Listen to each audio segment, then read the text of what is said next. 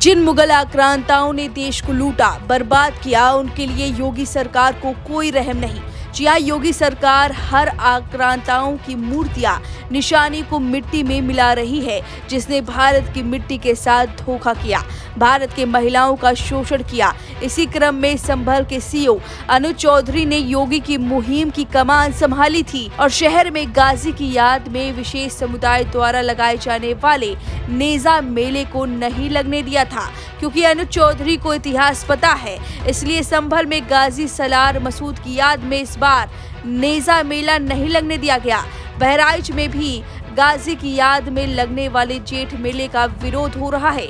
वहीं मुरादाबाद में भी लोग गाजी के नाम पर नेजा मेले का विरोध कर रहे हैं। गाजी सलार मसूद विदेशी आक्रांता महमूद गजनवी का भांजा होने के साथ उसका सेनापति भी था। वह एक कुख्यात और बर्बर लुटेरा था, औरंगजेब से कहीं भी कम नहीं था। उसने न सिर्फ हिंदुओं का कत्ल किया था, बल्कि हिंदू मंदिर और दूसरी निशानियों को भी तबाह कर दिया था। यही वजह है कि इस क्रूर आक्रांता के खिलाफ योगी सरकार शहर शहर गदर मचा रही है।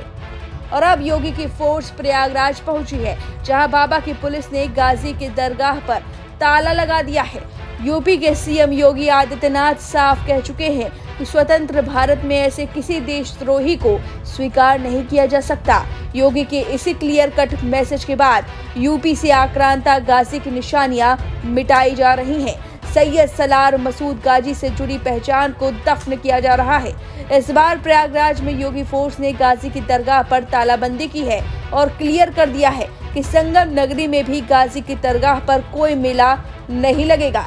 योगी के इसी क्लियर कट मैसेज के बाद यूपी से आक्रांता गाजी की निशानियां मिटाई जा रही हैं। सैयद सलार मसूद गाजी से जुड़ी पहचान को दफन किया जा रहा है। हालांकि प्रयागराज के सिकंदरा में भारत को लूटने वाले और लाखों हिंदुओं के हत्यारे सलार मसूद गाजी की दरगाह पर भव्य मेला जो लगता है, उसमें हिंदू भी शामिल होते थे, लेकिन अब इनकी संख्या में कमी आई है, क्योंकि अब हिंदू जाग रहा है।